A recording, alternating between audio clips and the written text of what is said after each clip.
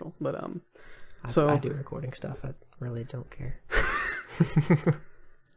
Fine. It's gonna be one of those days. Okay, so I don't normally date the podcast unless it's for irony purposes, but it is Monday, November 2nd. Well, technically it's Monday. It's like 2 a.m. Something like that. Life finds a way, I guess. So normally Jacob and I record the podcast around Wednesday-ish, and then that gives me a few days plus the weekend to edit it, and then it goes up Sunday night or Monday. Oh boy, that did not happen. Let's see. Jacob and I couldn't get our schedules to work together. So at first it looked like it wasn't going to come out at all, which is fine, but also not fine. So Wednesday night Jacob had a rehearsal for a crappy gig, and then Thursday night was the crappy gig. Not that he's crappy, but the band he played for was super crappy. He said that this whole event was crappy bands, and after he finished playing, he got 3 offers to join different bands. Oh. And he's like, it was like a metal band, not a metal, but like a hard rock band. He said like it's not even his genre. Like he's really more of a jazz guy, so he didn't really enjoy playing it, but he just kept time properly, and got a shitload of offers. Well, hey, that's one way to do it, I guess. Yeah. So he was busy those 2 days. He also wanted me Wednesday night to come with him to the rehearsal, because he met this band on Craigslist. Oh, jeez. And didn't feel comfortable. And earlier, like, we went to Buffalo Wild Wings, and I'm like, I'm not gonna keep following you into situations where you think you're gonna get stabbed, because I'm not the bodyguard. That's not how this works. If you think it's gonna go bad, just don't go. Yeah. Okay, so that didn't work out. Jacob went out of town kind of the end of the weekend for a contest at the high school he teaches at. I went out of town for the weekend to go visit friends and family just for a weekend, because I had been meaning to for months now, just to visit. And that was the plan. Oh my god. This is probably the point when I should mention that we're recording this podcast about 8 hours of drive time away from where it's normally recorded. Yeah. So normally our podcast is recorded in my kitchen table in Lubbock. Right now we're at... Oh, I didn't introduce you, audience. Remember all those times I said my friend Alex in the podcast earlier? This is Alex. He's I've known him since, Jesus Christ, like 6th grade? I think like 6th grade for you and 7th grade for me, because we're a year apart in school. Yeah, all the hijinks that I mentioned for the Central Texas area, this guy, he does that. Yeah, so... Howdy, internet, I guess. Yeah, all... Hi, Nick, our one listener, and maybe Colin. Hey, Nick, and Colin. Feel special, I guess. Oh, yes, you should feel very special. But, Words are hard. Words are hard. Okay, so I'm driving down to College Station, and, I left at 5 p.m. on Friday, admittedly late for an 8-hour drive, or 6.5 to 7-hour drive, whatever it was going to take. So that was going to put me here around midnight or 1 a.m. Not really a problem for me. I like driving at night, and better still, I like driving in the rain. So this was... A historical rain event occurred as I was driving down there, so I was basically following bands of rain and getting ahead of them and behind them for basically the back 4 hours of the trip. Not a problem for me. I wouldn't normally toot my own horn, but if there's anybody I want for rough weather driving, it's me. Because I can know how to both drive and use radar at the same time. So... You don't have to worry, you're never going to inflate his ego too much. Oh, no, not at all. Egos and shit. And so everything's going fine. I was in the process of looking for a small town to stop in to grab dinner. What was making that choice difficult is that I kept being followed by hook echoes on the radar that are almost always indicative of a tornado. So I'm like, I don't want to get flooded and I don't want to get killed by a tornado. So I just kept going down Highway 6 to just kind of find something. And then I hit something. Didn't hit a person, didn't hit an object, I hit an animal. Although, admittedly, both of those would have been worth more points. Yes. Yes, please. And so it looked kind of like a coyote. It was kind of lighter colored fur than that, so it may have been like somebody's dog. Whatever it was, all you need to know about hitting one of those is, in the Volt, the radiator is up front and down low. And the dog hit up front and down low. And so as soon as I hit it, thanks to a past experience, I'll explain in a second, I thought, oh, I bet I just ruptured the radiator. I stop, I pull over, grab my phone, use the flashlight, look, I did. So I know what's going to happen next. I will not get to sleep until at least 6 a.m. Check. I will have to use the OnStar button. Check. The OnStar guy will have trouble with the bidding war to find a tow truck driver. Check. And I'm going to get the car dropped off at a podunk dealership in the middle of nowhere that probably cannot service it. Super check. Oh, extremely check.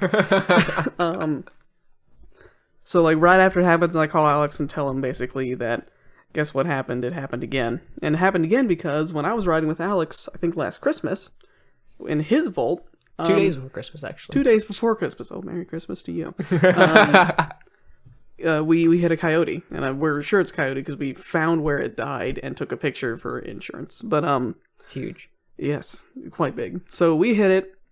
It was loud because I think it woke me up or woke whoever was driving, whatever. Hopefully the person who was driving was actually awake. Well, they were awake after that. So it was loud. It's like, and I think you were like, "Should we stop to check?" And I was like, "Nah."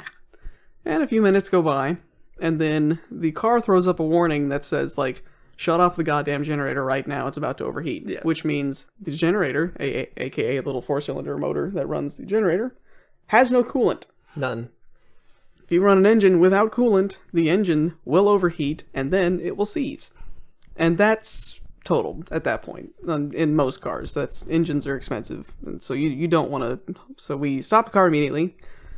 As soon as we hit the power button, a wave of steam that, unlike anything I had ever seen come out of a car, just shot out of my hood. Yeah, so it's like, oh, that was close. Yeah.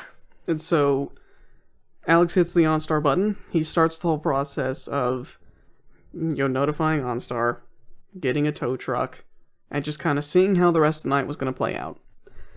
And then we start to notice how long it's taking to get a tow truck.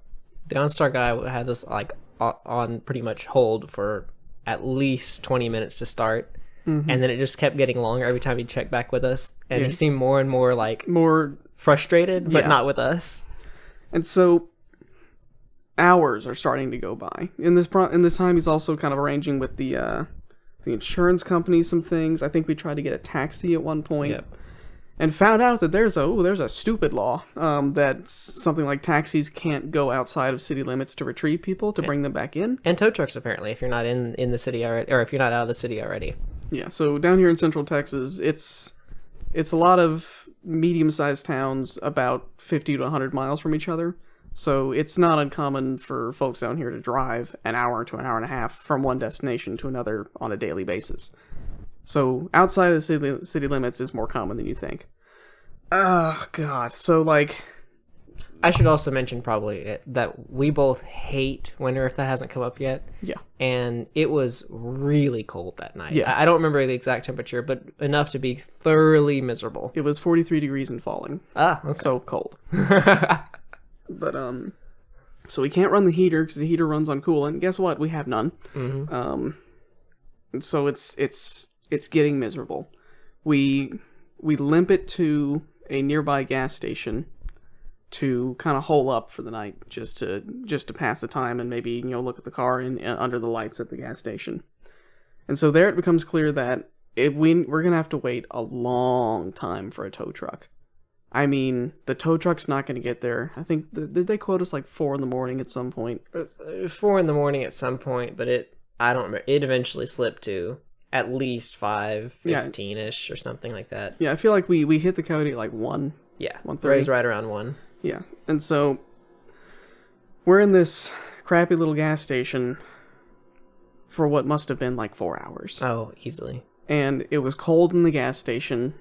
There was no comfortable seating. It was like, if there's ever like a little, not a restaurant, but like a little resting area attached to it, these are like swivel chairs and hard plastic benches. So there is no comfortable position, no chance of maybe just getting some sleep. I think at one point I bought some candy to pass the time. I don't remember what it was. I remember Swedish fish, actually. Oh, Swedish fish. Oh, yes. The best candy for crippling depression. And so let's see, eventually the tow truck driver shows up. I'm not sure if he spoke English. His truck was in the worst condition I think it had like 2 of 3 operating gears because he would skip one, crunch one, and then skip to the next one. His heater didn't quite work. And so it was cold in the tow truck. He was all gruff and angry. But the agreement was that he'll drop us off at Alex's house and then drop the car off at a local Chevy dealership. So that all happens, and it is 6 in the morning. That had been the latest I had been up in Since probably high school. Since high school, yeah, easily. Because in high school, we would pretty regularly on the weekends stay up till like 6 in the morning, or like stay up till daylight, and then it's like, oh, it's daylight. It's playing Rock Band usually. Yeah, it's fun stuff. Or driving a small off-road vehicle around a farm for no reason, or learning to drive stick while reading a 2000 Dirty Joke book. Yeah. What a strange turn life takes. So that whole experience was miserable, and miserable for me because I had to be there the whole time, but especially miserable for Alex because that's his car, pretty much a dream car at the time, and now it's incapacitated. Like, it still works, but a essential system to its livelihood has been crippled. Yeah, and we didn't have enough battery range to get into town, which really sucked. Yes, it would have been very nice if he'd had enough battery range to just get us into College Station and just go to sleep for the night and then take care of it in the morning. And had I thought about it, we could have easily done it, but how can you guess that? Oh, I'm going to hit a coyote at 1:30 in the morning. It's like, oh, I'm pretty sure we're going to hit something today, so yeah, you can't predict this, you can't make this shit up. Yeah. And so that was a learning experience. I think in the fallout of that, Alex had a rental car for like 3 weeks because the GM plants were closed for Christmas. Yep.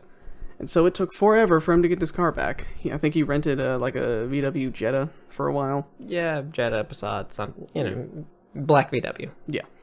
Run of the mill, no frills. So that experience is rattling around in my mind, and it occurs to me every time I drive my Volt in the dark. Well, so basically, the reason I got out and checked my radiator immediately is because I've seen this happen exactly this way before. It's dark, the animal comes out of nowhere, pops radiator. That means I automatically know I will not get to sleep till at least 6 a.m. Nope. The OnStar person will not find a tow truck. Nope. It's going to be dropped off at a dealership in the middle of nowhere because I'm in the middle of nowhere between Meridian and Clinton, whatever it is. Clifton. Clifton. Yeah, sorry, I have never visited these towns before. It's 2 towns about 10, 12 miles apart on Highway 6. Very easy to forget. Extremely easy to forget. So where I am now is, the dealership it dropped off is not Volt certified. I know that much. I knew that much walking up to it and seeing that it was part of like a family dealership group, and like when I called their number, it mentioned people by name in the like for this guy. It was like for Steve, press 1. It's like, oh. Yeah, Steve probably isn't Volt certified. Nor does anyone in Clifton. No, of course not. Still space to them. And so that's Friday. I think I hit the thing at like 11:30, maybe at midnight. And so it's around 1 a.m. that I get towed to the dealership. I'm like, okay, well, at least it's at the dealership. There's a chance of something happening to fix it. I just don't know what that's going to be yet. So Alex is at this point.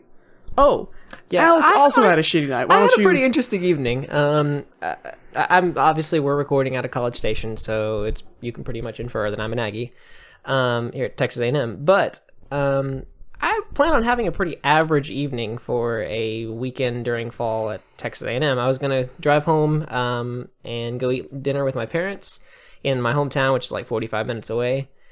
And my original plan was to leave College Station about 7, get there about 8, eat with them until about 9:30, 10-ish, come back and go to Midnight Yell. And then by the time Midnight Yell was over, Bill would be coming in, and it would have been perfect. Oh, what an ideal time it would have been. Wouldn't it have been great? Just 1 a.m., you showed up, and it was all good to go. My night was shitty, but I think Alex's ended up way shittier. But things took a really far turn for the interesting. I ended up getting to my parents' place, and we go out to a restaurant. Have an awesome dinner, and food's good and everything, and right at the end of it, my dad gets up and decides that he's going to go to the restroom before we head out. And so my mom and I are just sitting at the table, just chatting for probably a good 3-4 minutes, and then the manager of the restaurant, who is actually a longtime friend of my parents, runs to our table and says, "Hey, your husband is passed out by the restroom." So we immediately get up and run over to the other side of the restaurant, and there's about 4 or 5 people standing around my dad sitting in the entrance to this restroom, just looking as pale as a piece of paper and just seems really out of it and confused, although he's still talking. And so my mom throws me the keys to the truck to get it up by the front of the restaurant. So I run out and go grab the truck to get him, because we know we need to either take him to the hospital or we need to get him home or something. Something's not right. And so once I got the truck up to the hospital, we came back in, and he was still sitting on the ground. But I let him know that we're ready to pick him up. Let's go ahead and get him out of here. And so we pick him up, and sorry. Yeah, you can. We pick him up, and we're starting to go out of the front door. And so I run back to the table to pick up my mom's purse and pay and like hand the guy the credit card, pay for the bill and everything to get out of there, even though he said, don't worry about it. That we, in hindsight, just, not the highest priority. I don't know why. But... yeah, but we're trying to take care of things and just like run on autopilot to get out of there as quick as possible. But as I walk around the corner again to the front door, my dad is now laying on the floor in front of the front door. And so something obviously went wrong again. Well, turns out he ended up passing out again at the front door, but he kind of felt it coming and just laid down rather than fall down. So thank goodness for that, because it would have been fall on the tile floor or in the doorway, and it would have been no fun. Yeah. So as soon as that happened, they got on the phone and called an ambulance, which luckily was literally across the street. And so they came over, picked him up, and we get into the emergency room. And all this is happening, I'm thinking about, well, am I still going to make it? I'm not really worried about it, but I'm still thinking, am I still going to make it to Midnight Yell? How are we going to work with Bill? Still trying to half plan your evening. Yeah. Because you don't think, well, it can't possibly get any worse at this point. It's already gotten pretty rough, and surely I can only handle so much adventure in one night. And so we get into the emergency room, and things start to settle down. That we realize, or the doctor realizes he's just dehydrated, and he's just going to need a lot of some strong IVs to get him through, and then replenish his fluids and some rest, and he can get home, get back on his feet. Yeah. So about this time, my phone goes off, and my watch starts going off as well, because I forgot to silence them both. So my whole body is ringing at this point in a place that's supposed to be very quiet and has signs all over it that says silence your phone. And so I look down, and it's Bill. Well, I know Bill's coming over, and I got to at least tell him what's going on. So I answer. First thing I hear is the unmistakable tone of Bill completely and utterly pissed. Pissed, and I think pissed and defeated. Defeated, yeah. Just disappointed, defeated. It says like something's happened, and it's gonna cause a rub. And as soon as I heard that tone, my heart just sank. I knew something bad had happened, and it was only about to get way worse. Oh god! So that's when I call him. I'm like. That's how the call started. That's actually. The first noise I made, and I'm like, "Guess what?" And he's like, "What?" I'm like, "So I'm in my Volt. I'm on a highway. I struck an animal. Popped the radiator." And I was like, "Oh." And you're like, "Well, I don't remember what else to do." You're like, "Well, I'm in a hospital." And I'm like, "What? What?" Yeah. Well, I got more to add on there. My dad is in the hospital, and so we figured out, I go over to my mom to let her know, like, hey, Bill hit a coyote, so I'm gonna have to pick him up. This is obviously stabilizing a little bit, so I'm gonna just get going so I can help him out too, because this is all under control here. Yeah. And so thank goodness, for the first time ever, Tristan, Bill's little brother, had his phone on at night, which was... How about that? Incredible, because this comes back to our issue last year when we hit the coyote. Had Tristan left his freaking phone on... We could have called him, he could have picked up an 18-foot flatbed trailer, and we could have just loaded up the Volt and just taken care of it ourselves. We would have taken care of it ourselves. It would have been done by probably like 3-4, easily. Yeah, like a godsend at that point. Yeah, it would have been simple, and Tristan would have been happy to help anyways. And so... we got on to him really hard after that. Yeah, get shit on. We never stopped giving him shit for that. Several messages for left, like, you son of a bitch. Exactly. I think we left like 20 missed calls. Something was ridiculous on his phone. Just keep calling. I think we ended up both calling. That was around 5 a.m. in the restaurant, when in the gas station, where it was just, that's it. I'm burning this whole thing down. Desperation kicked in. We ended up calling every number. We called the house number, called his cell phone, back and forth. Yeah. But he apparently learned his lesson, because he had his phone on for this little situation. And he answered. I told him what was up. He laughed at me, which I kind of expected, because this kind of stuff is prone to happen to me. And so that happened, and he got me back to the house, or to my parents' place. I picked up my Volt, and then I took on my trek all the way across Waco, which is about 3 hours from my parents' house, to Clifton to pick up Bill. Yeah. So let's see. At this point, I had already been picked up by the tow truck. I am sitting waiting at the dealership. So while he's driving up through torrential rain, I'm sitting in torrential rain. Yeah. As like at this point, just before I hit the Coyote, as I'm driving, flood warnings are popping up behind me and kind of on me. And so it's like, oh, this slow-moving rain event is kind of a big deal. So I get ahead of it, and I think, oh, it's going to be fine. I'll be ahead of it. I'll be probably mostly dry by the time I get to College Station. Nope. Hit a Coyote. So I was ahead of it, and then it was on top of me, and then it was ahead of me. And so as I sat there, it kept coming back. Like, I kept intercepting it. And so I got the pleasure of driving through it twice. Yes, you drove up to me through it. And as I waited, attempted to sleep, but it was so loud because of the rain and just some aggressive thunder, I couldn't sleep, so I just killed time, read Reddit whenever I had LTE, but most of the time I didn't. So it was just boring, just like just sitting in misery. And so he finally shows up, picks me up. Of course, that starts with me standing kind of in the way of him going, like, and I'm like, just hit me, just end this miserable existence. But so it picks me up, and we start the 3-hour trek back to College Station. Well, it's normally like 2.5. This was more like 3.5 hours because the rain was brutal. Yeah. I don't mind driving in the rain, but when it's this late at night and I just want to go to bed. Yeah, it's rough. I enjoy the rainy drives as well. It doesn't really bother me, but when it's raining so hard that you can't see in front of you and you're almost sliding around the road, it's just not worth it trying to drive fast. It's no longer fun. So on roads that are normally 75, we're going about 40. Yep. 40 or 50 at times. So it stretched the trip out, trying to make conversation, but the only thing I could think of is that my goddamn car is wrecked slightly. Yeah. And this really hits both of our, I guess, prides as well whenever this happens, because we've traditionally been really good drivers compared to all the people we know. No, when I totaled my old car back in January when it iced over and I slid ever so slowly into somebody because it was so old, it was worth $3,000 and the repairs were going to be $4,000, so it was financially totaled. So it's like, well, damn it! Like, it still ran and everything. There was no leaks or anything. It was just cosmetically damaged, but apparently that cosmetic damage was worth a shitload of money.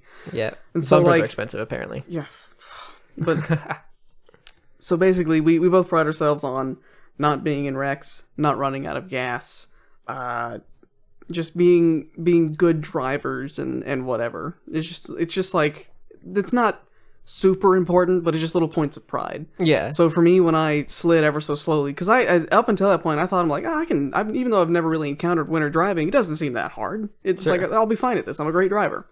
Apparently I'm not. Yeah. So I slid at like 25 miles an hour in the back of somebody. No one was hurt, except for my pride in my car. Yeah. So it's just, oh my god. So that was my first real accident and dealing with it in that case. So it was a huge, huge blow to my ego. It was awful how defeated I felt. On top of that, my phone decided to stop working. And then the way it stopped working is, I used to have a Google Voice, which would take your voicemails and transcribe them, and you could do some stuff with messaging. Pretty cool. They discontinued it. This is also, by the way, is the last incident. That wasn't this time around, but yeah. Yeah, that was... So, my phone stops receiving texts and phone calls for 2 days. So, like, the day of, it worked, but then, like, later that day and for 2 days after, it did not. So for 2 days, insurance people, the body shop, my family, my friends were trying to get a hold of me to figure out how I was and then make quotes and stuff. And not until my dad emailed me like, "Hey, we're trying to get a hold of you." It's like, "What's up with your phone?" I was like, "What?" Because I had literally, I think I made a call here and there, but I didn't receive anything. Because I know people hadn't answered my text messages, but I'm like, "Oh, maybe they're busy, whatever." So I just let it go. And then I'm like, what? So, at this point, I had gone to the rental place, and I rented I didn't rent, not by my choice, but the only car they had was a red Prius. Oh my god. It's I was so mad. Jacob, the normal guy on the podcast, was there to watch me pick that thing up. He's like, "Yeah, we have a Prius," and he heard me go, "Do you have literally anything else?" And they're like, "No, it's just the Prius." I'm like, "All right." And so the first 10 minutes, me and that thing are just bitching and just being angry about that I have the Prius. So I'm driving that around. I'm now being made fun of ruthlessly for driving a Prius.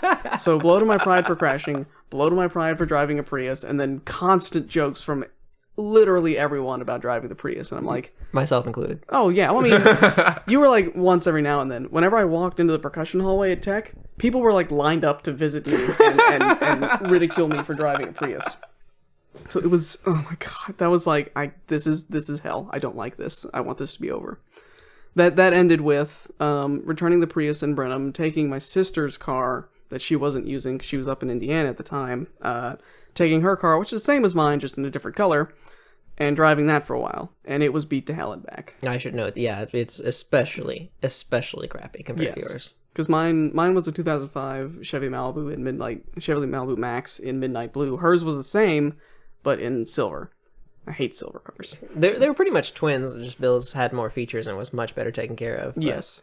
So like and less miles. Well, less miles. Yeah, less miles. Hers had about 100,000 more miles on it. God. And so on hers, I was driving that around for a while and it was functional, but it was starting to develop little ticks and things. So it was clear that we were going to need to sink a lot of money to make this thing roadworthy again. And that's when my dad's like, okay, we need to work on getting you a new car because it's like, even though it's not going to cost as much as a new car now, it will as this continues to deteriorate. And it was deteriorating. Things like the transmission would let go on the highway, bad wobbles when it drove. It was leaking oil out of not the oil filter, but the oil filter fitting to the wall of the oil pan or whatever, or the engine. Mm-hmm. So like, not a hard fix, but it's like, this is probably indicative of other problems. Yeah.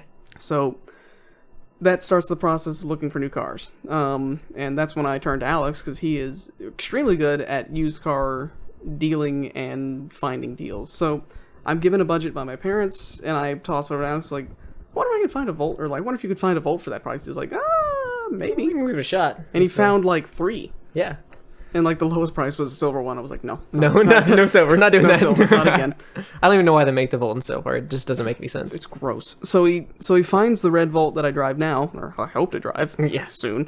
And we wheel our way to Arlington, which is outside of Dallas, pick it up, and it's like, oh my god, this is pretty much a dream car because it's very well featured in the interior, like cars should be. Like the screen in front of the steering wheel is a not a touch screen, but an LCD. And then the screen in the middle is a touchscreen for interacting. But then there's like a shitload of buttons, whatever. Point is, it's electric. It has the gas extending generator. It's like as futuristic as a car should be. It's really cool. I like it. It's great.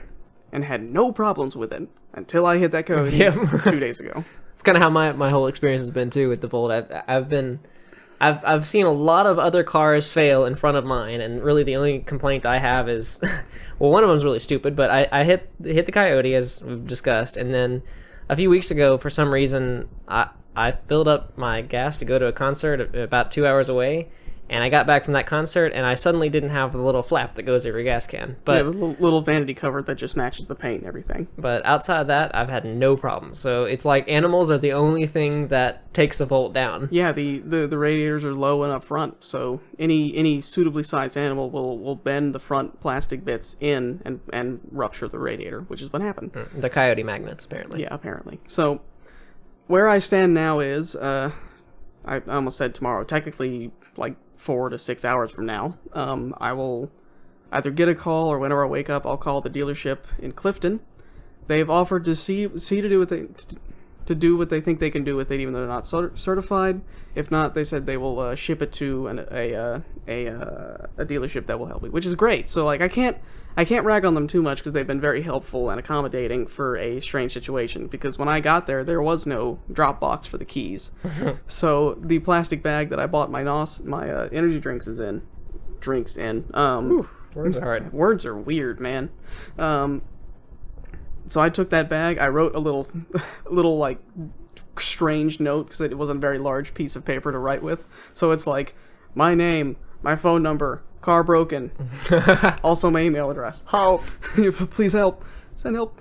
And so I tie that in a bag and hang it on their door in torrential rain. I'm like, I hope my car doesn't get stolen. I hope the key fob doesn't get rained on. And so, like, I couldn't sleep that night. So, like, we got home at 7-ish, and I was expecting a phone call at 8 a.m. maybe, and I was probably going to call them at, like, 8:30. So, I did get to sleep for about half an hour. I remember twitching a lot. I remember dreaming mostly about lightning because it was still fucking raining and thundering. And there was, like, one thunderclap at 7:30 a.m. Oh, my gosh. That thing was so... I was in the shower at this point. And I almost fell over in the shower when it happened. It had to have been nearby. It was like, normally thunder is kind of a rumble, but this one was like, bah! It was just like I am the hammer of Thor, and we are going to hit your roof. Yeah, it was just right on top of us, and so like the house jumps on its stilts, and I'm bolted awake like, oh my god, Yeah. what? Why? And so I'm like, whatever. So I think it's around 7:45 or 7:50 where I'm like, okay, clearly I'm not going to get back to sleep. So I'm just killing time on my phone. And I think around 8:30 I'm like, why aren't they calling me? And then I think I decided to just go take a shower and kind of get ready for the day. And then around 9:30 I call them. I actually find a number that works because I left a message on the Ford dealership service guys. He hasn't called me back, and I don't think he will. I think he thinks I'm insane, and he's not wrong. So I call them, and he's like, "Oh yes, I have your car and I have your keys." And so that's good to hear. The keys it wasn't like locked; it was just hanging on the doorknob for the service center. Yeah. In hindsight, not one of my best ideas, but it made sense to 1 a.m. just had a car accident. And if someone would have stolen it, they wouldn't have gotten very far from Clifton. Yeah. And it's Clifton, so they couldn't have gotten very far. Period. Yeah, the car would have died before they got away, and it's got OnStar, so I could have just tracked the location. In fact, one of the things I did when I couldn't get to sleep was track its location to see if it had moved, and it hadn't. So I called him and said, I asked him like, are you guys Volt certified? Like, can you guys do work on Volts? Or like, no, we're not certified for that. And I'm like, okay, I figured that.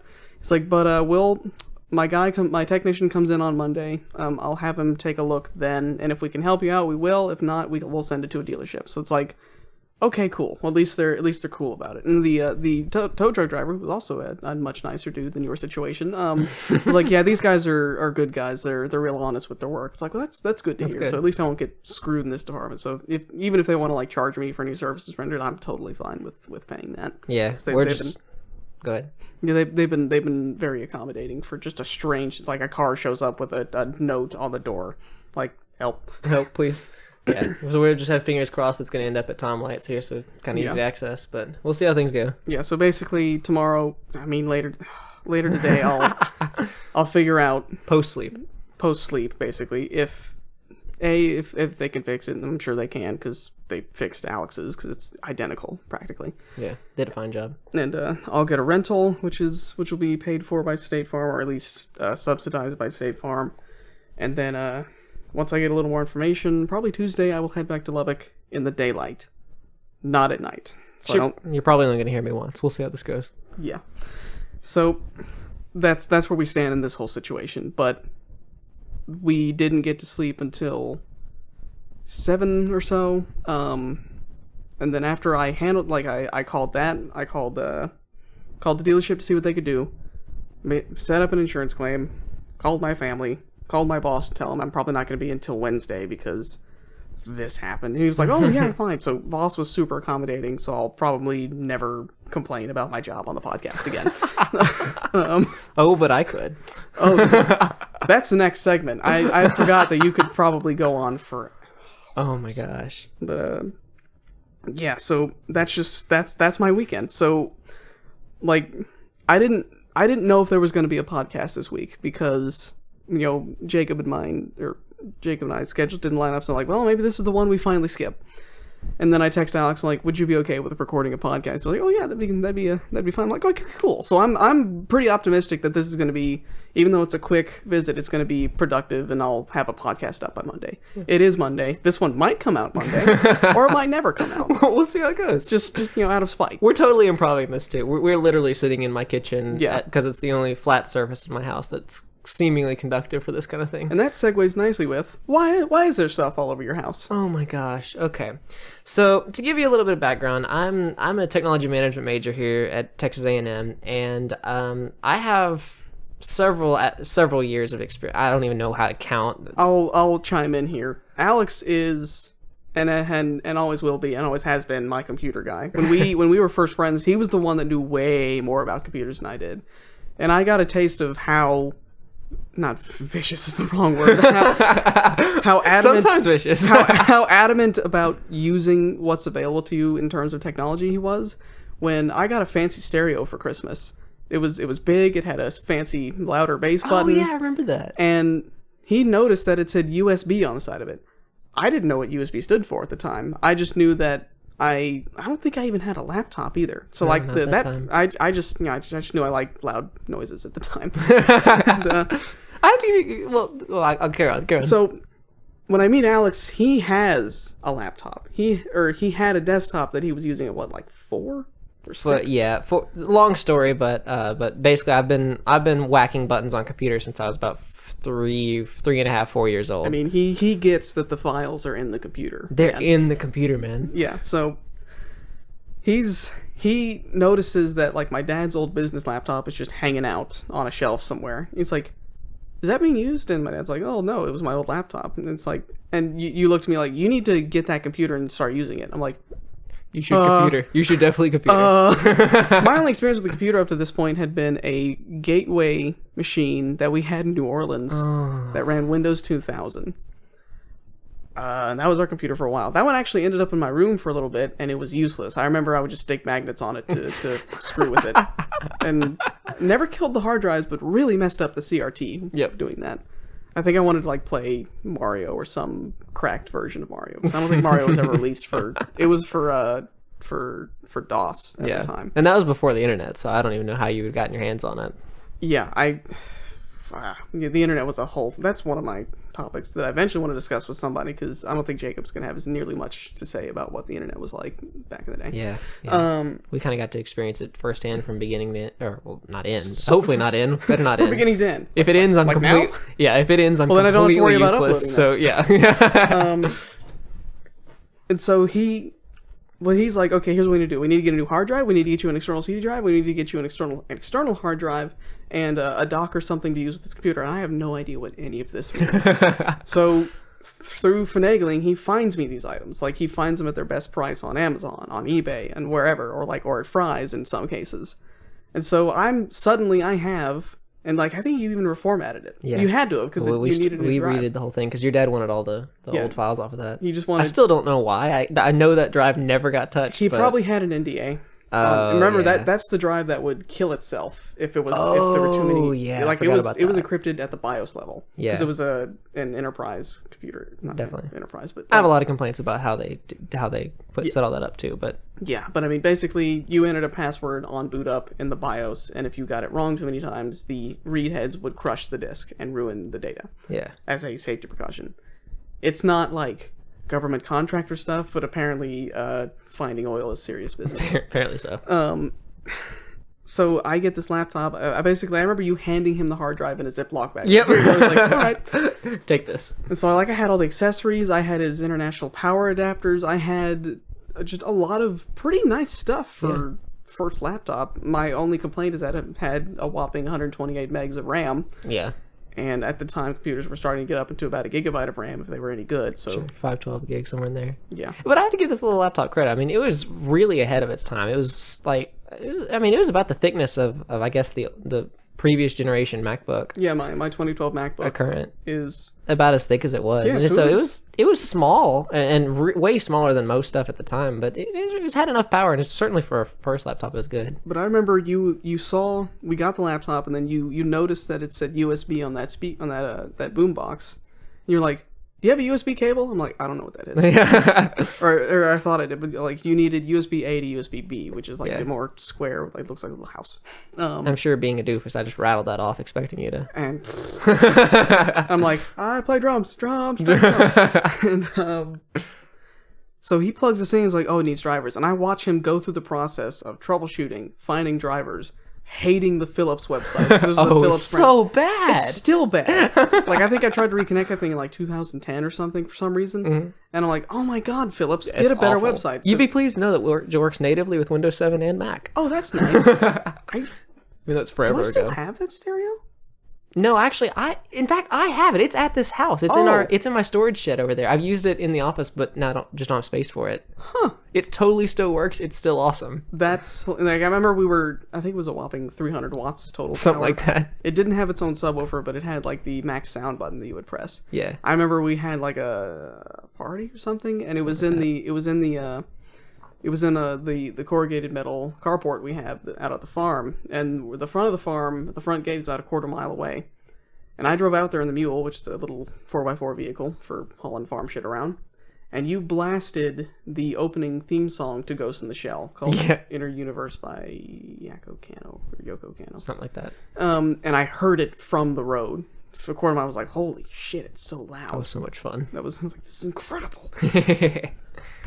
lot of memories on that stereo. Definitely. I remember you made like makeshift surround sound in your old room. Oh yeah. And I was actually really impressed by that. You even switched the channels to make sure they were matching like, backwards and forwards. I had a habit of collecting audio cables, and I still do. It's more microphone cables than RCA male to female and male to male adapters. And they're not adapters. Yeah, and they're not randomly laying around the house anymore. Well, for the most part. No, they are. Especially after last weekend's recording projects, where 3 projects were going on at the same time. There were cables. Yeah. Basically, in that surround, I had a PS2 at the time. That was my first console, and I was playing Grand Theft Auto 3 at the time. And we were like, I bet we can make the grenades sound louder, because this is one of those boomboxes with the 3 RCA things on the front. That implies you should run your game sound through this. You even had game sound options on the front. A lot of features on this thing, and a 6 CD changer that, as all 6 CD changers do, ate my CDs. Yes. I think it was a Billy Talent CD, some random mix CD that Justin made for me, and Coldplay XY? oh yeah, Coldplay X and Y. That's one of them. I must have had 6 CDs at the time, but I don't remember what they all were. Yeah, they might still be in there. We might have to check it sometime. Honestly, they probably are. That'd be a fucking trip down memory lane. So basically, I found out that you could get these. They're not technically splitters. They're, if you've got a TV with like RCA inputs, but it's just like the yellow video and then the white mono audio, or in this case, the left channel. You buy a little adapter to take the 2 channels, the stereo channels, and put it into mono. Well, they work backwards because they're just wires. So I took the audio coming out of my PlayStation, the RCA cables, and split them to one going to my TV at the front of the room on like a shelf, and then reverse not the polarity, but reverse the channels to make it make sense when it's behind you at the back of the room where the stereo was. So I had, quote unquote, surround sound. Ish. I mean, effectively, it worked. It was cool. impressive, and it was impressive for like 8th grade. Yeah. So when you got the balance right in the front of the TV and the back of the room, you'd have all the bass in the back. And so I remember we would just throw grenades in the game over and over again, because it was the best thing ever. At the time, it was like the best thing we'd ever created. Yeah. So that was, there were like a lot of weird little MacGyver wire connections going there. With I remember it like ran under my bed. Yeah, and through like 5 lesbian connectors. Which I should say is like a female to female RCA, but it's a double-ended female RCA adapter. So you take 2 male ends and put in hindsight, that doesn't exactly make sense. But, you know, when you're in 8th grade, you don't know the difference between lesbian and anything else. Yeah. So and that's already carried on to so 23 years old. And so when he says lesbian connector, I immediately know what he thinks. Yeah. I have several of them because I needed some for something a while back. So I've got like a pile of them in my audio drawer. I don't think anybody has ever used one for its intended purpose. No. I don't think it's ever happened. I mean, I guess you use it to like extend a cable, I guess. Kinda. But I mean, it's always for nefarious purposes. But you can use them for video and audio if it's the old RCA not composite. Well, you can use it for composite too. The component, but yeah, it's component is SD, and then composite was HD.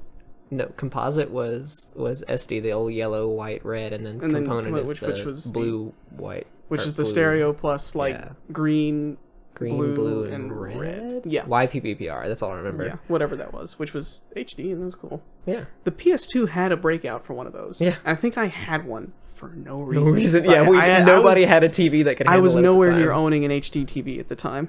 Not a lot of people were, to be honest. And when my parents finally got one that had it, it promptly broke. So that TV had HDMI. That was a big deal. And that TV actually still works and is still used in my parents' living room and still looks good. It's a Samsung DLP, the digital light projection. Yeah. Acronyms are fun. And it still works. It's the TV they still use. And the pictures. It's still nice. We replaced the lamp and it's like a new TV. Yeah. No, I mean, that's the beauty of DLP. I mean, yeah, they're kind of big, so they need the room for mirrors and shit, but I mean, you swap out the bulb and it has a really long life and no burn-in. So, yeah, TVs and shit. What were we talking about to lead to that? Your job! MacGyver. Oh, yeah. We were talking about the MacGyver surround sound. You were talking about me doing computer things and you learning about me doing computer things. We got on a really big rabbit trail there. That happens on this podcast a lot. Yeah. So you were... Basically, I was explaining how clearly you're the one who knows more about computers than I do, so any tech problem I had, be it what I assumed was a virus, or what was actually a virus, or I needed to build a computer, or I watched you help a friend build a computer, which led to me kind of getting more involved in building computers. So when I built mine, I did, slight body modifications to it to fit, like, 2 temperature screens for the water cooling system. I plumbed it, and eventually that led to it leaking, and then I fixed it. Well, I mean, you didn't do anything poorly that caused it to leak. Basically, I mean, the plasticizers in those tubes go bad after about 2 years. Yeah, we just didn't know that. And I learned that the hard way. Basically, it sprayed coolant on the back of my wall. And it rained down the back of the computer, but it didn't actually get anything of importance. Yeah. So I didn't total the computer that time. In contrast to his little brother's computer, which totally did get destroyed by the coolant. But yes. But that's a whole other... And arced across the board when we tried to turn it back on. Yeah, that was kind of terrifying. Also entertaining, but terrifying. Oh, yeah. No, I had great fun taking old power supplies and frying circuit boards. Yeah. That's something we used to do a lot. I distinctly remember that. Releasing the magic smoke from various controllers. I'll never forget what those little triangle... They weren't triangle, they're like a square with like 3 pins coming out of them. Yeah. Those things pop like nothing else. Oh, yeah. They're great. But those are pulse width modulators. I only know that because of the AV YouTube channel where he takes apart like power tools and reviews them, and he's like explaining what certain things on the board, so it just like makes sense to me now. But basically, that thing's just a switch that can turn on and off really fast for speed controlling, and it blows up whenever you put way too much power into it. Boy, does it ever! But I remember resistors smelled the worst. Oh yeah, we'd avoid burning resistors because it just smelled so bad. It wasn't worth dealing with the smell. But anyways, we were we were all kinds of little projects, but Alex is the go-to computer guy. I'd say in high school you could call him a power user or something, but basically using the systems innate in the computer to make adjustments and fix things. But I think most tech guys will probably say that their number one resource is Google. Yeah, that they just definitely. Whenever a problem pops up, you Google it, see what someone else had to say. Like, I remember you have the uncanny ability to actually understand forum posts, because if I Google something and I see a forum post, I'm like, oh lord, because I don't know where it's going to be. I don't know how many memes I have to get through to finally find the information. It's like, this is awful. There's a lot of BS to wade through. Yeah, I do not have the patience for forums, like a lot of things, but not forum posts. I hate them so much. Mm-hmm. Okay, so you actually end up making that your major. Yeah, so I end up doing computer things. In junior college, I thought I was going to be a computer science major. That ended really fast. I took a programming class and realized that I hate absolutely everything to do with programming. Sidebar. I went to programming camp, robotics camp as a young lad. That was held at UT in Austin. What do I remember from that class? I remember that I didn't get to take home the robot, which I was upset by that, because I had been watching a lot of Robot Wars at the time, and I wanted to make my own robot. Even though I have no idea who he would war it with in Brenham, Texas. I would just fight shit. I would probably cut down a tree with it. Yeah. Or like BattleBots and stuff like that. I remember distinctly that our reward for... I didn't know how to type either, so coding was difficult. Much like when I got to college and I couldn't read music, and theory was difficult. I seem to be an idiot. This podcast might not be so good for you, Bill. It'll probably be fine. I don't really know how to audio edit, but here we are. Yay! Probably adding in noises to shit later. I remember we were being walked to an arcade as a reward.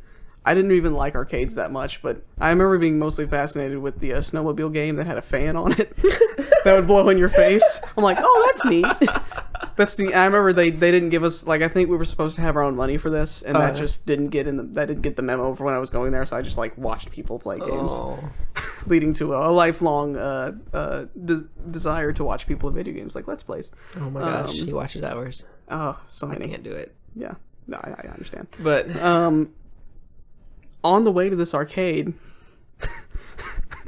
we're at a crosswalk, and this random... I don't know what street it was. It was probably just downtown Austin somewhere. And this guy's like... It's like, what are you guys supposed to be? Because it's just like a bunch of like middle school kids and one camp guy who's just like a college, like maybe freshman or sophomore. And he's like, what are you supposed to be? And our camp guy's like, none of your fucking business. And I was like, oh. I hadn't heard an adult curse that way in public in like forever. I was like, whoa. Yeah. This is probably Bill's first wrecked moment. Oh yeah, just like, wow, it's like none of your fucking business. It's like, oh Jesus. I didn't know things could get that way. So that's coding camp. Okay, so you're taking a programming class and you realize that I hate programming. Yes, because passionately. It's learning another language. Yeah. But there's like rules to it that are stupider than language. And I need to note that when it comes to languages, I'm just not eligible. I the only reason I ever passed Spanish in high school is because I always made it a point to be friends with the teacher. And I distinctly remember a conversation between my Spanish teacher and my mom saying like, he's not going to learn this. He is going to be your problem child, and I'm sorry, but there's just nothing you can do about it, and it's just going to have to be the way it is. What it is. So, anyways, now that Bill is not covered in his in my own fluids, yeah, as I often am around this time in the morning. Yep. Oh, Jesus, 313. Wow. Okay. But anyways, I learned that I hate programming, and I still hate programming to this day. I will never like programming, and I might eat my words one day and listen to this and laugh, but I just don't see it happening. I've met programming people, and I just not. They're a whole brand. They're a whole. Oh yeah, it's a whole new breed of weird. Yeah. I do cybersecurity stuff here at A&M now. I'm the vice president of the team of our cybersecurity team, and it's just unreal the difference between those people and technology management people, because we can speak network and we can speak C++, and neither of us know what either of us are talking about. If the network goes down, they're clueless. If there's a coding problem, we are gone. And so we really rely on each other. But anyways, all this came through to me ending up here at A&M with technology management as my major. And so as part of that transition, I wanted to come into college with some sort of a stable job that I could make an income off and pay expenses and pay for my car and all that stuff. Well, the car didn't exist at that point, but it was part of it. That's a whole other rabbit trail. Yeah, part of your 15-year plan that I'm sure you had. Yeah. And so that all came through, and I ended up getting this job for a fairly reasonably sized company. How many employees? 150? 107. It was 140 something, but then started, and it's up close to 200 now. Yeah, so you're responsible for almost 200 computers. Yeah. And so I signed on with the company, and I basically I didn't have to do a whole lot to convince them that they needed computer help, because it was clearly a disaster. And so I just told them a bunch of things that I could fix if they paid me this much money a month, and I didn't have to worry about it. And so I got that started, and I love what I do. It's the work is fun, but my house has so many freaking computers in it right now. Like, I just need to start a sidebar for a second. The reason this podcast started is because of a certain episode of a TV show where they start a podcast, and their first topic is technology. So they open up with like, "We're talking technology today," and in this previous podcast, me and Jacob will just say that whenever we mention a computer. We're actually talking technology today. Yeah, just by the way. We're actually talking technology. I'm looking at how many is that? 1, 2, 3, 4, 5, 6 if we count your MacBook. No, 7 if we count my server computers. You within count like the gaming consoles too. Yeah, technically. Yeah. Whatever. There's a crap ton of computers around us, and there's more. There's like there's gotta be like 30 in my house. It's insane. But anyways, I get this job, and basically my job is to take care of all the computers in this company, make sure they're at the time the networks weren't a big deal, but make sure their email is up, make sure all the computers work, and make sure that and make sure that people aren't complaining too much. Oh, I had no idea what I was getting myself into. Everything was all fine and good for about the first year. It was pretty smooth. I'd get complaints here and there, but basically it went from they had nobody to call when their computer was broken to having somebody to call when their computer was broken, and me desperately running around trying to fix things. Running around Central Texas and sometimes Louisiana to fix them. To try to fix them. And what this has turned into is me going from about 1 to 2 people's job to doing about 4 or 5 people's job. Because now now that they figured out that I'm studying Cisco networking and end user support and all that other stuff, they figured out that I'm physically capable of doing a lot of things. And so they choose to ask me to do all of those things. But, and I could probably get myself in trouble here, but basically, I haven't seen a raise in 3 years now. I've been at A&M for 3 years now, and tuition and everything else, and literally everything is more expensive now than it was when I was first projecting all this out and planning my life.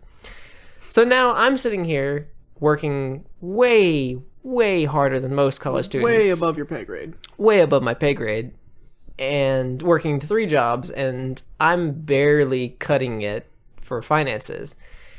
But the problem is, you'd think I'd be able to just walk up and ask for a raise and show them that I'm literally running all of the computers and email and everything to do with your company and any 1 and 0 that passes through us unless they're on paper. But no. I have a boss that likes to micromanage every division of the company, even though he knows only about one division of the company. And I should probably be careful how many details I throw in case this ever gets around. I can censor anything you need me to. Yeah, well, as long as I don't say anything, I'd be good. But plausible deniability. Plausible deniability, yes. So I have a boss that likes to micromanage everything and basically make all of our lives miserable. And so what he does is he likes to send me snarky emails, and he knows that my schedule, because of the way everything works and the fact that I work 3 jobs on top of a full schedule at college, I tend to go to bed around 3 o'clock in the morning, and I wake up about 10, 11 o'clock in the morning. I know it's weird. I know it's not the most professional. You hold a schedule, but it's just different. Yeah, my day is shifted. My schedule is like 6:30 to 10, and his just happens to be 10 to 4. Yeah, because I alternate, and I need to work in shops whenever everybody else is gone, so I need to work late in the night, and then I need to socialize, so I'm not just some bore sitting in my house all day long going crazy. Like him actually. Yeah. But so I end up just having a shifted schedule. Well, my boss hates this. He just can't wrap his mind around why I can't be 4 people at once. And so he likes to send me shitty emails at about 7:30 in the morning when I am not awake. So I get to wake up to these on a pretty much weekly basis. It's gotten to the point now where I carry 2 cell phones. Right now it's 2 iPhones. Usually it's an iPhone and an Android because I'm just not going to get it on that debate. But I have gotten to the point now where I'm terrified to look at my work phone because anytime it goes off, it's somebody mad at me for something. It's bad news every time. And it's like, I know a lot of people say this, but people don't realize how hard I work and how much I actually care about what I do. Yeah. And so I'm not making nearly enough money for what I do. I'm being way overworked for what I do, even though I'm willing to take care of everything if I'm treated right. And I'm completely disrespected. So I've grown to hate something that I started to love. And so my work situation is interesting. My most recent thing has been going around to every shop in the company and rebuilding all of their networks and putting not bringing them to spec, but bringing them to a spec, because so far every network has been built by my boss or somebody before him, and it's pretty much just a hodgepodge of whatever he could find, the cheapest bottom of the barrel router or whatever. And just throwing it together. 34 Belkins daisy chained together should be fine, right? I've actually seen 3 daisy chained together. Oh. So, yeah, it gets really interesting with this place. And so I'm going through and actually putting in mid-range business grade equipment, making some sort of sense of the networking scheme and the IP addressing, so that someday, deep in the future, hopefully when I don't work for this company anymore, they can put it all together and have one network that goes across 3 states. I don't want anything else to do with that project. Yeah. But they want to do that at some point, and I'm going to let them pretend they Basically can do it. set up a VPN. Yeah, VPN yeah. so they can share information faster. Sure. Besides sending it by carrier pigeon, I assume. Yes, exactly. Because carrier pigeon would be a lot more efficient than what some of our offices are doing. Yeah. But the most recent one, I went down to the home office, and I hired an old college friend to be my assistant. That whole situation has a lot of drama in it as well, because I've also hired people that quit on me and then became very interesting people. But so my assistant and I are in Houston after putting in about, at this point, it's around a 72-hour work week when we get to Houston. God. And we know that we have to turn this place around across the weekend. We get in on a Friday night, hit a concert in Houston, thank goodness. And then we know that we have Saturday and Sunday to get this started, rebuild the entire network, clean out the god-awful mess. Yeah. So basically, because you're IT, you're on call. You need to be available 24/7. Yeah, pretty much 24/7. And luckily, nobody really works on the weekend in the company, thank goodness. So I get some time off. And sometimes I also just throw my work phone in a drawer, but they don't need to know about that. But that happens, and so we are finishing up this project. We're about 3/4 of the way through it.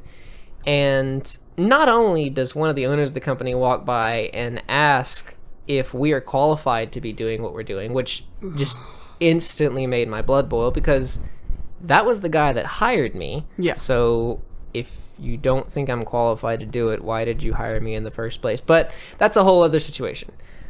Towards the end of it, we're well over a 100-hour work week at this point. We are exhausted. We've been around the state of Texas the whole week. We've been driving for Do you have hours. overtime? No. I'm on salary, and so we don't keep track of hours. Now, had we kept track of hours that week, I may have been able to argue, but I don't know what to do with that. And so we're easily over 100 hours at this point, and this boss that likes to think he knows a lot about computers and everything to do with business ever is hovering over my assistant and I the entire weekend. And mind you, every other office that we've built has kind of just let us do our own thing, take care of it, and be really happy and appreciative when we're done, which is really refreshing when someone actually tells you that they appreciate what you're doing. Mm-hmm. My boss has never done this ever once. But he decides that right when we were finished, knowing my schedule, that he needed to ask me a very important question in his mind. And that question was, and this is about midnight, inching on 1 a.m. on a Sunday night. Oh my So God. so you're going to be available at 7 a.m. whenever all the shops open up to answer support calls, right? And my assistant just looks down, because the first thing he sees is me just turn as red as like a fire alarm pull box. And How convenient, because there's a fire there's a alarm fire alarm pull pull box box sitting right literally beside me. I next was to just looking for an example, but yeah. you. Wonder why that's That's part of that story. Souvenir. But it's a little bit of souvenir. But so he asked me, you're gonna be available at 7 a.m. whenever all the support calls are gonna come in, right? And he asked this in a very nonchalant manner, because I don't think he realizes the just sheer audacity of that question compared to, or when you face it against the fact that A, no, I'm never available at that time. B, you have done nothing to help us with this project. And C, we've put in over 100 hours this week just trying to make sure that all your crap works. And so far, we have made no mistakes that we know of to this day. Yeah. So this happens, and my roommate, or my assistant, just looks down, because he can see me turning as red as possible, because in this moment, in my mind, I am very seriously considering punching him in the face. Right. And I can't take it. And so he sees me just staring at him, just like deeply, as deeply into his soul as I possibly can. I'm going to kill you. And he realizes that this is going to escalate if he doesn't leave. And so he, without any words being exchanged between us, he just kind of turns around and walks out of the room. And so we didn't hear anything else until the next morning, which also made my blood boil. We finish up this project, get home, finally, desperately hope that we get some sleep. I wake up the next morning to about 4 different messages, because apparently the server for all the accounting system is down. Here's the problem with that. I know how that system works. I built that system. So I'm thinking, when we left that shop last night, literally all of it was working just fine. I reconfigured everything to where it had its own dedicated line to the internet. All the other shops that remote into it could run it, and the main shop could just adjust one setting and everything would link up just the way it was supposed to, the way it did before. I find out something very interesting in a very short order. When everyone tells me that something is broken, the first thing I think of is, this was all working fine last night, someone screwed with something. Yeah. So I get one of the people that I trust in the company to go take a few pictures of the server closet and send them to me so I can see if anything has been physically moved. Because the problems that are happening make absolutely no sense whatsoever. Right. I get these pictures back, and apparently someone, and I know who this someone is my boss, went in and just unplugged things from the server. Just unplugged some networking cables because he didn't think they needed to be there. Those networking cables were the dedicated link to the internet for every other shop in our company to link into so that they could get their accounting work done. Oh my god. To make matters worse, he decides that rather than call me and ask about any of this, which he could have done before he broke everything. Before he beep. That's one, in a previous podcast, I had just a offensive belch into the microphone. And so for that, I had a sensor beep kind of fade in, and volume's like, yeah. Nice. That one I'd probably fade in and then kind of really like, kind of bump up in pitch a little bit. Very nice. Rather than call me and let me know that either, or ask questions about the cables that were put in, or ask really anything because he's too full of himself to accept that I know more about this than he does, he decides to go and plug these cables and break everything. Well, rather than call me after he broke everything, he decides he's still going to go on his own prerogative, and he reconfigures the networking stack of the server, which I'd like to note he does not know how to do. But he cobbles through some crappy forum posts that really he shouldn't have followed. It was Yahoo Answers. Yes, it had to have been Yahoo Answers. to How is Babby formed? Yeah. How you configure server. Exactly. To get this working over a different internet connection, which is completely against the design that I originally built. And then it suddenly, for some reason, is my fault that everything is broken, and I have to call all of the shops to get them to work with the new settings. So rather than blow up on the phone, which I should have done, I just accept this and move on because it's another day at this company.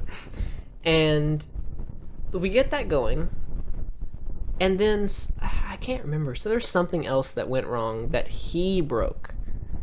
But everything that breaks... I know what it was! It's the reason I have this! The fire alarm. Our fire alarm broke about a week after we rebuilt this server closet. And I can't show you a picture of the server closet because it's audio, and I probably shouldn't make it that obvious. And it would be damning information to have that much to show you where I work. But this room was a disaster, and for reasons vastly beyond my comprehension. Have I been in this room before? Is this the one with just it. like a shitload of cable boxes for no reason? Yes, it is. That's Ladies and gentlemen, this another part room of is the a story. disaster. It's just like old equipment stacked next to new equipment, and for some reason, someone installed as many internet and cable boxes from Comcast as they could. I don't know what they were stacked like waist high, 4 foot tall, all plugged in and on. Yeah, and they were all overheating because they had no airflow Yeah. because someone doesn't understand how vents work. And there was an input but no output. They didn't go anywhere. They were just on.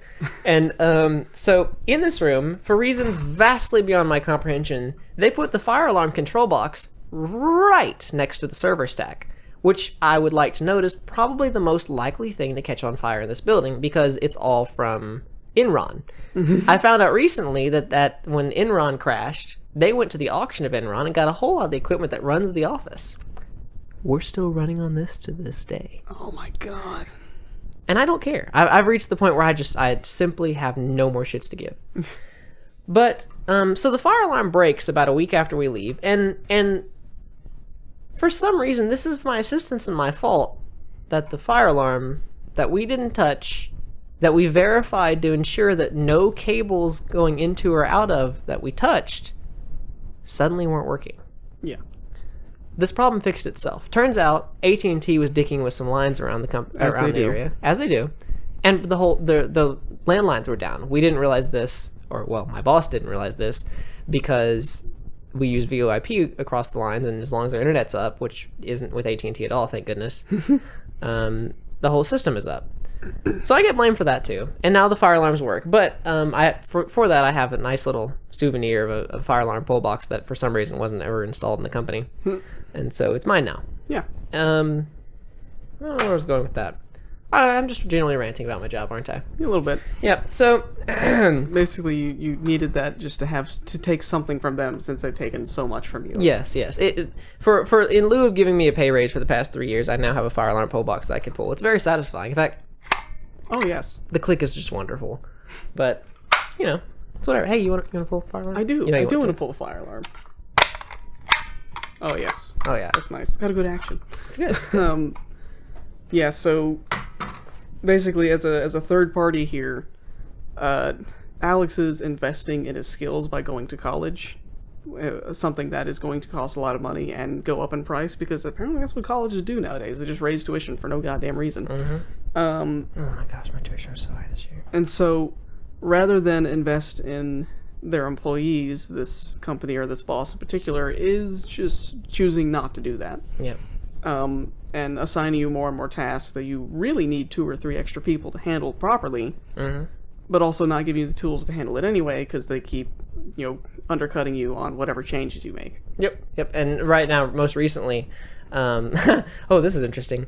Windows 10 just came out, and whether you like it or not. Yeah, whether you like it or not. And I know Bill's heard all this, but you guys haven't, so we're going to go through the whole story. Hooray! I've tested every generation of Windows 10 that's come out since Vista, which I know is only like 3 or 4 generations, but that's over a decade. Yes. We've been doing this for a while.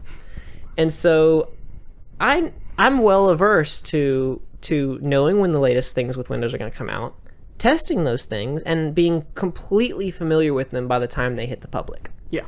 I've done this for years. Yeah. So, naturally, when Windows 10 came out, I was very excited because I hate Windows 8.1. I hate Windows 8. I hate Windows 8.1. As far as I'm concerned, they're dead. I will not deal with them. You are dead to me. Yes. If I see a Windows 8 computer, it is either going on Windows 7 or Windows 10. Preferably Windows 10 now that it exists. Yeah. So, long story short, I am ready for Windows 10. I like Windows 10. Windows 10 is nice. It's great. And I'm a Mac guy, but I love Windows 10. It's good. I've only had one blue screen so far. Yeah. My company... Oh, actually, I do know why. It's because the friggin' USB stack crashes because of the controller dongle. Yeah. Like it did in Windows 7. Derp. Moving on. My company is traditionally bad about having a wait-and-see IT philosophy. I hate wait and see. Wait and see doesn't get you anywhere. Wait and see is not what got us this far in the past decade. Wait and see did not get us the internet. Wait and see did not get us on a space shuttle. Intel doesn't wait and see for the next processor. No. Nor does Apple or any other company that does anything with technology. Wait and see is not an IT philosophy. It's not a successful philosophy. No one has told this to our parent company. Our main software runs on an old SQL database that the front end for only works with Internet Explorer 8. Oh, God. Yeah. So we've been doing HTML5 for what? 4 years 4 or 5 years 4 or now? 5 Yeah. years now. Well, I mean, it initially started when the first iPhone came out. It started to become a thing. And so that's a while ago. Yeah. And so, but since then, a lot of stuff has happened. Like, at first, things weren't necessarily made for mobile, and it just wasn't really a thing. And now, literally freaking everything is mobile. Yeah. No one has bothered to tell that to our parent company because their system still only works with Internet Explorer 8. So there's a fun little part to that. Windows 10, although it has Internet Explorer 10 available, which you can do some trickery to make Windows IE8 compatible, it doesn't have it on by default. Well, this causes the IT department of our parent company to lose their minds because clearly they didn't bother to touch the betas or release candidates of Windows 10 to realize that Internet Explorer 10 for their shitty software is still available. You just have to search for it. If you search for it, it's there. Yeah. So they sent out this sweeping email. Nobody can upgrade to Windows 10. It doesn't work with our main software. Blah, blah, blah, blah, blah, blah, blah, blah. I call the BS card because I know that Windows 10 is roughly based on the same code base as Windows 7. It just has a bunch of prettier stuff in it and is a lot smoother and more efficient and so on and so forth. Better. Mostly better. A lot better. A whole lot better. No Windows 8 nonsense. Yeah. But, so I get Windows 10 and I install all of our software on it and then check out that main software in compatibility mode in Internet Explorer 10, bypassing Edge, even though it's so much better than Internet Explorer. Everything works fine. Our crappy database works fine. Our crappy front end works fine. Our crappy service writing program works fine. All of our crappy software works fine on Windows 10. The only caveat is that you have to tweak it just a little bit to make sure the sharing stack works, because all this works over home sharing, which is not meant to be used in a business, but I'm not even going to try at this point. Yeah. We just deal. So, as of right now, I keep getting emails on about a weekly basis telling me not to install Windows 10 on any new computers, even though that's computers how they arrive come from with the factory. Now. That's how we order them. That's how they come in. I just install Windows 7 on everything. But what my boss doesn't know is that the two offices in our company that he rarely visits, that are as far away from the home office as possible in other states, run nothing but Windows 10 and everything works fine. Although my boss is convinced our software does not work with Windows 10. Those shops don't have any issues. They run better than any other shop in our company. So I don't think I'm being arrogant by saying that my boss has no idea what he's doing, and I do. But I could go on. Does your boss have an IT degree of any kind? No. That's the interesting thing. My boss has nothing to do with computers. My boss is a. Oh. Yeah. So he doesn't have anything to do with really any of the stuff he's in charge of outside of worker duties, which brings me to another point of, if he's the company, why is he in charge of everything else? But so on and so forth. I'm going to censor the word, but I don't know with what sound yet. Okay. Probably more goose noises. Excellent. I'm good with that. I like geese. Well, I don't like geese. No, geese are awful. No, I don't like geese. Geese are concentrated evil. I'm gonna write that down. Geese. Geese. So that's the gist of my job. I'm at this point over it. I'm ready for a new job. And if any of you want to hire me and you're not just horribly shit, please give me a call. But I know about computers. I can do computers. So yeah, that's the gist of my job. I'm ready to move on. I'll take an internship pretty much literally. Just about anything. If it'll pay my bills, I'm in. Oh yeah. Especially if it works with my schedule. But that's kind of where I sit. Yeah. So you're just at a shitty job in a shitty situation. Yeah.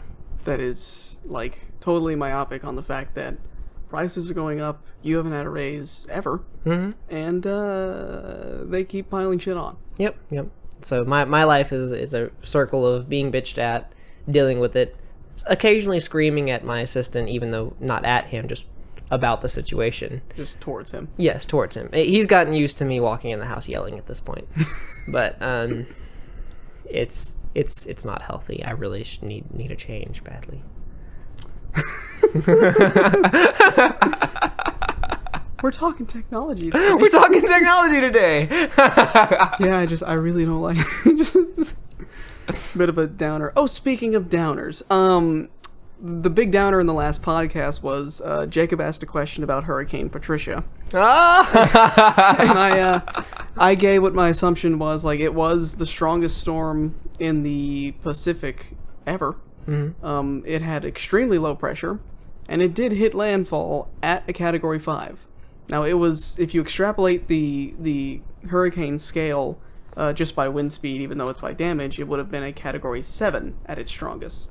The thing is that the hurricane scale is by damage, so anything Category 5 is just shitloads of damage. So that's how that scale works. So it landed at Category 5. I made the assumption that it would kill a lot of people, and we'd have a lot of some refugees or something. That is the opposite of what happened. That didn't happen at all. I made some assumptions about the Mexican government and its people in that area that were entirely wrong. That hurricane actually killed 8 people, three of which were direct and 5 of which were indirect. sucks, but it's not the hundreds of thousands I expected. Mm-hmm. And the reason for that is its straight line winds at its highest went through mostly unpopulated areas.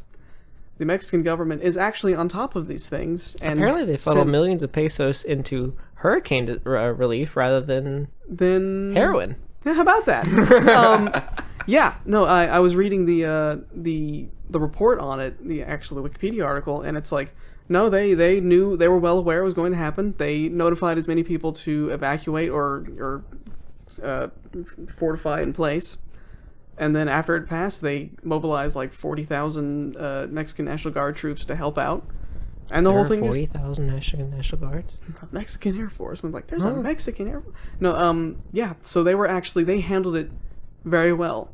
Embarrassingly well compared to how the US handled Katrina and Sandy and literally everything else. Apparently we're too busy arguing about the hurricane to actually help the hurricane. #outrage. Yes, exactly. So yeah, I assumed that it was a bunch of people in mud huts with no guidance getting slammed by a Category 5 hurricane. That is not the case at all. It was people in not quite mud huts, but very organized, knew what was coming, and were helped generously thereafter. And given what it was fine. And so because of the mountainous terrain, the hurricane very quickly died off, because no hurricane survives those. Only rarely is there a hurricane that crosses over Mexico into the Gulf, and this was not that case. But it was the strongest storm on record. It was breaking storm record after storm record, because it was a tropical storm that went to Category 5 in 24 hours. That shouldn't happen. So yeah, I made some assumptions, and I was wrong. So before, if this ever gets popular, if I get shitloads of comments saying that I'm a weather idiot, which I am, but sometimes I'm not, I understand that my assumptions were false. And I should also help Bill out here. Bill is... where Bill gives me rave reviews on being able to push buttons on computers, I have to give him a lot of credit for being able to read the weather. Because even though he should have done this as his major, and hasn't gotten around to that. Literally everyone has told me that I should have minored in meteorology. Especially my private lesson teachers. Mm-hmm. I don't think they were commenting on my skill. At least I hope they weren't.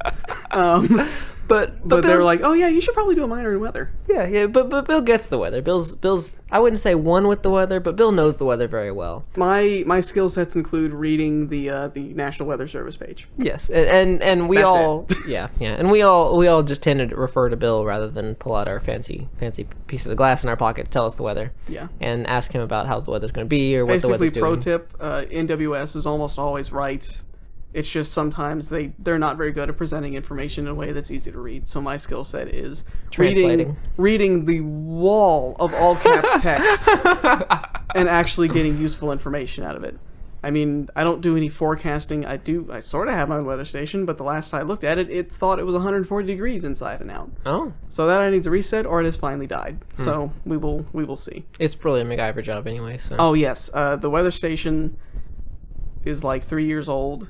And then we kept adding things to it, things to make it better, things to make it more autonomous, and those promptly broke. Yes. And we attempted to fix them, and they broke again in like a week. We've sunk hundreds of dollars in pretty much nothing at this point. Yeah, so it's just a nice thing that hangs on a DirecTV mounting dish outside of my house right now. Mm-hmm. It looks cool. Well, it looks cool to me. It's fairly cool. I can confirm that. It's pretty cool. but basically, if you're a nerd. Oh, I'm an extreme weather. I didn't go to my first private lesson of my second year at Tech because I went to tour the National Weather Service office in Lubbock. Which they were also confused as to why he wasn't studying this. Yes, because they're like, all right, how many people in your group? Oh, it's just me. And they're like, okay. And then like I get there and they're like, oh, cool. So what's your major? Meteorology? Like, no, it's music education. They're like, huh? Really? And then I explained, like, oh yeah, whenever a storm rolls in, I actually cross-reference between 3 different radar sources to make sure that it's accurate. So like I use the radar app on my phone, and the guy who wrote that program is in that office. So I complained to him about the size of the buttons on the screen, which he fixed after that. So I check my phone, I check the NWS radar, and then I check full screen weather from Weather Underground. And I cross-reference those two, because some interpret the data a little different. There's more smoothing on the Weather Underground one. The the NWS radar is accurate, but it's very low resolution. And then the program on my phone is high resolution, and I can do a lot of settings and change the reflectivity to get really, really specific with stuff. So that's one I refer to when I'm on the go, or if I just need to quickly check something, because it's rarely down or rarely wrong. So when I told that to them, they're like, "Oh, you take this seriously." Yeah. Like, it's weird when the actual meteorologists look at me like, "Oh shit." But so yeah, Bill's our resident weather. I want to say expert, but I don't think he I've would. not he spent would, 10,000 yeah. hours on this yet. If you follow the 10,000 hour to expert. Yeah, rule. yeah. So there's that. Also, just for personal, maybe assistance in the future, whoever is in charge of the Houston radar for the National Weather Oh Service. my god. So what is there? It's see. What is it? KIH? KIH is the name of the radar. The one in Lubbock is KLUB. The one in Austin is like KGYX, and then the one in Houston is KIH. And it's awful. Like Terrible. The worst radar in the nation. The by National far. Radar Grid switched to dual pole radar, which is more accurate for reasons. One of the last ones to get upgraded was actually the one in Lubbock. So Which Houston Bill was there for, by the way. I wanted to. Yes, I've toured that. I have pictures of that. He's been in there. I've seen the radome. I've been inside the control boxes. I marked it as a portal in Ingress. Whew, I'm a nerd.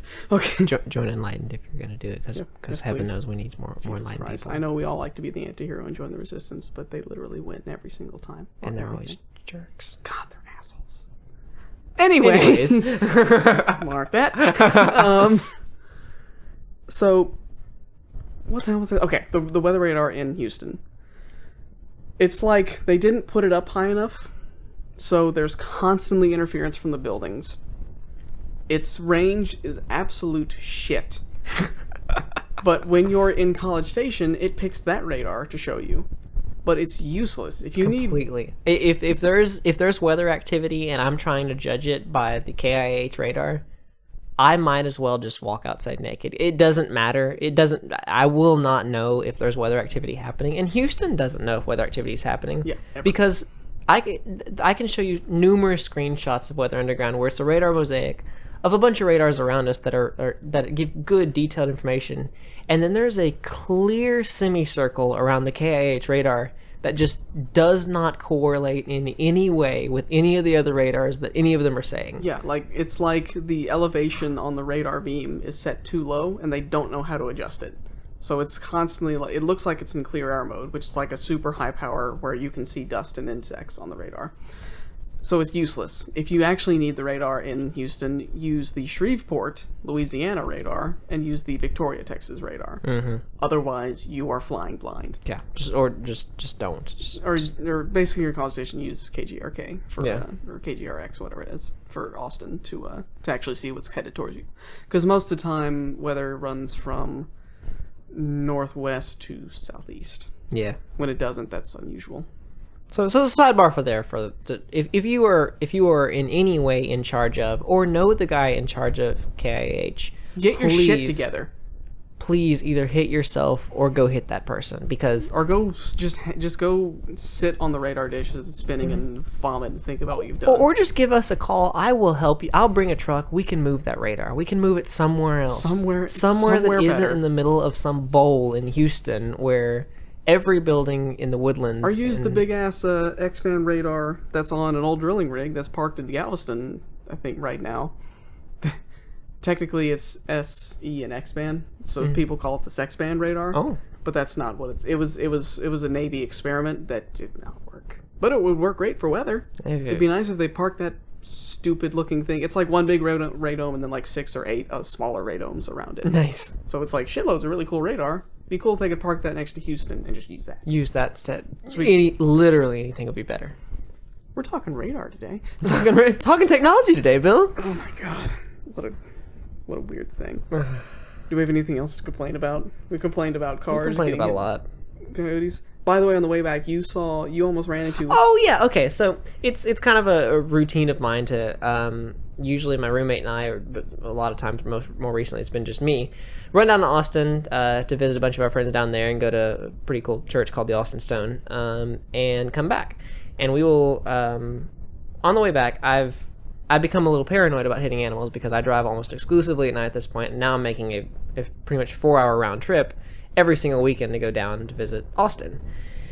Well, tonight, coming down Highway 21 back to College Station, I almost hit, several highways, but I managed to almost hit a fox, a hawk, and another coyote on the way in, just on the highways coming from Austin back to College Station, which I don't normally see any animals, but ever since Bill has come after hitting a coyote, now I'm seeing all the animals. Yeah, if there is an hyper animal, I see them.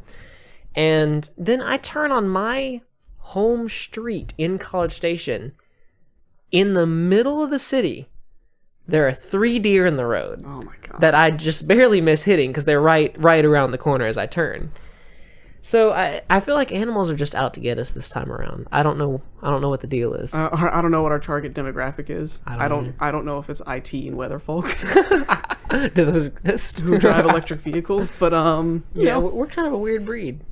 But yeah, that's that, and eventually we'll probably do more of these in the future at some point. Mm-hmm. Not just the podcast, but like where it's you and I and a guest talking. Yeah. Where we just tell stories from our childhoods. Oh yeah, that'd be fun. Because it's like once we met each other, it's like now the hijinks ensue. Not really hijinks in like the traditional sense, but like projects and building things. Oh my gosh, yeah. And blowing up things. And a lot of fire. A lot of fire. Fire has maybe a little too much fire. A lot of plastic-based fires. Yep. And a lot of fumes with plastic-based fires. Yeah. A lot of gunpowder, too. Yeah.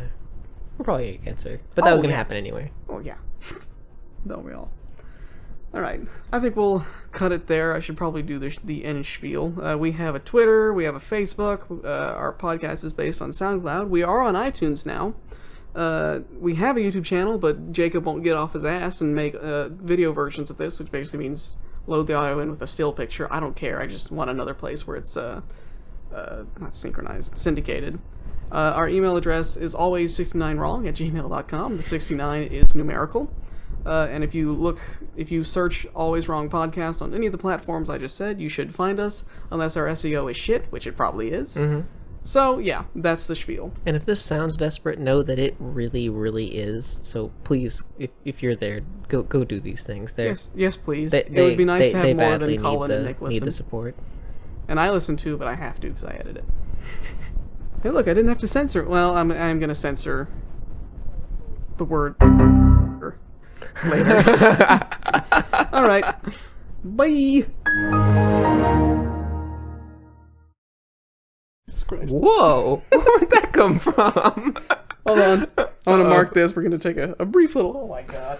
Oh jeez. Little radio visual. I just spit snot all over my shirt. Wow. Has some velocity to it. It did. That's disgusting. Jesus Christ. Shove it around my shirt. Might cut that out and put it at the end. Anyways, I do this job here. Hang on a second. Okay. All right. Well, that little up. It's not quite an outburst. That happens. So I'm gonna let you bake in that while I try to talk. For those of you who missed out on the past about 15 seconds, I may not cut that out. Bill ruined the air in this room. But that's all lobster. Oh jeez. Okay. Train of thought, please. Oh my gosh. It smells like a prison bus scene in here. Why?